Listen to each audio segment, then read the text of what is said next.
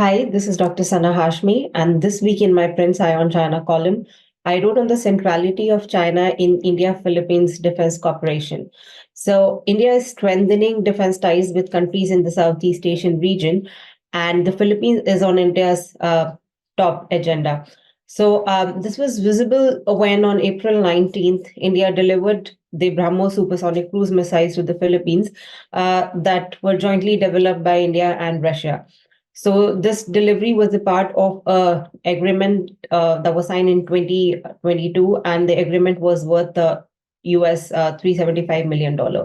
So while India has been a key defense partner for several Southeast Asian countries, at least since the launch of the Act East policy in 2014, China's rising aggression, its military activities in the South China Sea and the wider Indian Ocean region have compelled India to play a bigger role in the regional dynamics. And this is also coupled with the deterioration in India-China relationship, which we have been seeing at least since 2020 Galwan clashes. So these developments have driven India to aspire a substantial role in regional dynamics. And now India is also being seen as an effective counterbalance to China, effective Asian counterbalance to China. So in a way, China is inadvertently facilitating the cooperation, the defense cooperation between India and Philippines, and it's also a binding factor between India as well as countries that are facing China's aggression in the recent past. So the latest BrahMos delivery is mutually beneficial for India as well as the Philippines. And the procurement of BrahMos by the Philippines indicates a substantial advancement in its coastal defense capabilities. So it also presents a significant, a credible deterrent against potential threats emanating from China. But beyond this evident benefit, it also shows advancement in India-Philippines defense cooperation. And India is taking a number of steps to strengthen defense ties with the Philippines.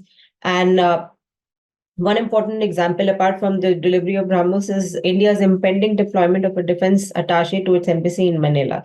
So India is now posting number of defense attachés to a number of countries, and Philippines is definitely one of the most important countries when it comes to this decision that has been taken by India. So for India broadly, there are several benefits. India is also now willing to assume greater security role in the region, and the BrahMos delivery has indeed enhanced its credibility as a reliable security partner. And it will also potentially position India as an important arms exporter. This is specifically important when there are escalating tensions in the South China Sea, and India is envisaging a bigger and greater role in the South China Sea. And this is particularly important in the light of the Russia-Ukraine conflict that has highlighted India's vulnerability due to its heavy reliance on Russia for its arms supplies. Definitely not the most desirable solution, especially in the context of the bonhomie that we are seeing, the closer bonhomie that we are seeing between China and Russia, and also the ongoing border tensions between India and China that we see there is no end in sight. So these developments have prompted India to reassess its traditional role as an arms importer and now also contemplate greater self-sufficiency in defense production. Then apart from that, this has also bolstered the perception of India in the region as an important regional, is willing to play a bigger security role in the region. And in recent years, India's reputation has undergone a significant transformation. So this image has now shifted from being perceived as a weakling and an unreliable security partner to a very credible, reliable security provider and partner to the Southeast Asian countries. So this transformation from India's perspective is driven by two key factors. The first is that now there's this realization that there is the need for a collective response to China's assertiveness. And then the second is India's desire to be a responsible stakeholder on the global stage. And this is something that we are seeing that how India has been trying to portray this image of of a responsible stakeholder and the first responder in the region, whether it's traditional security threats or non-traditional security threats. And now India is also putting in effort to inject the security component in the region. We have seen how India-led Malabar exercise now kind of has become a de facto Quad exercise. This is primarily done by India. And India is actively participating in the quadrilateral dialogue. And apart from that, India has been deepening its security and defense ties with countries in the region. So India is, in fact, one of the perhaps only countries um, that is injecting the security component in the Indo-Pacific region and is actually responding effectively to the China threat and the China challenge. But it's also important to recognize that this is primarily, from India's perspective, this is due to the realization that China is a primary security threat. And this has shifted India's strategic priorities. This acknowledgement by Indian leaders and officials has not only reshaped India's stance towards China, but it has also influenced its broader regional perspectives and thereby positioning it as a responsible power in the Indo-Pacific and a key player globally as well. Then China's assertive behavior has also reinforced India's strategic posture that has led it to enhance defense capabilities and redefine its regional role and partnerships. But this was also motivated or facilitated by the deterioration of trust that countries are facing with respect to China now. That is being fueled by China's revisionist policies. So China's approach, China's behavior in the region, and China's hegemonic tendencies in the South China Sea, in the broader Indo-Pacific region, has created a vacuum in the regional security landscape. So before a couple of years ago, the US was traditionally been perceived as the primary security provider in the region. But due to the recent conflicts such as the Russia-Ukraine war, as well as tensions in the Middle East, these developments, these conflicts have cast doubt on the US commitment to the Indo-Pacific region.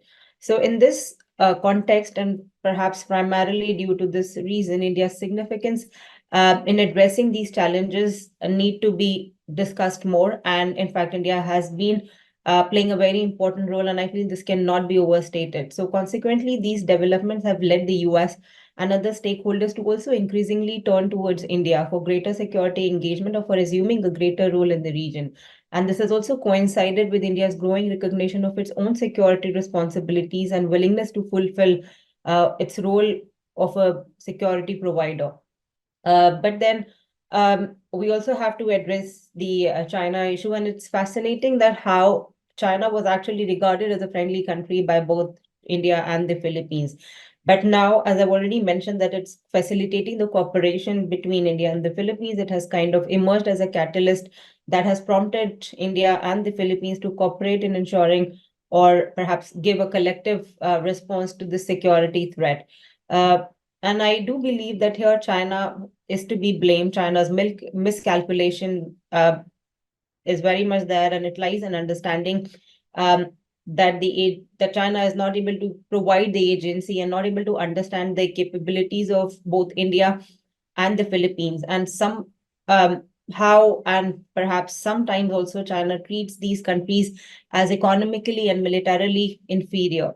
And this is something that is inadvertently pushing India and Philippines into forming coalitions where China is, of course, at the core. China is one of the major reasons why we are seeing the formation and emergence of like-minded partnerships and issue-based coalition in the Indo-Pacific region.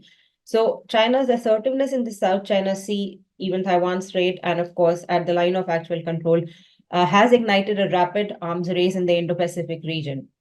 And it has also facilitated the formation of, as I've already mentioned, the unprecedented partnerships to deal with the China threat. And now, if you look at these statements, if you look at the development that have been happening between India and the countries in the Southeast Asian region and other countries in the Indo-Pacific region, we would see that this is somewhat indicative of China being a disruptive force, disruptive power in the region. And this is a trend that I do not think is going to be reversed anytime soon. And I do believe that China has to kind of mend its way, and China has to be blamed for turning this region into a geopolitical theater. As what India and the Philippines have been doing are just trying to safeguard their territorial integrity by developing their capabilities or by cooperating with each other, enhancing their defense cooperation. So it is imperative for China to understand why these countries are doing this and to reconsider its perspective on both India and Southeast Asia. And it's very important for China to not view them as just a pawn in the US strategy, Indo-Pacific strategy to contain China. It's also very important for China to see India and Philippines as sovereign countries with their own agencies. So I think this is somewhere where China is lacking. There is a lot of miscalculation. There's a lot of misunderstanding from China's perspective. So I think it's very important that China realizes that the stability and peace in the Indo-Pacific region can only be achieved when China ceases its aggressive military activities in the South China Sea, Taiwan Strait, and the line of actual control. And definitely the ball is in China's court. Thank you, and I end it here.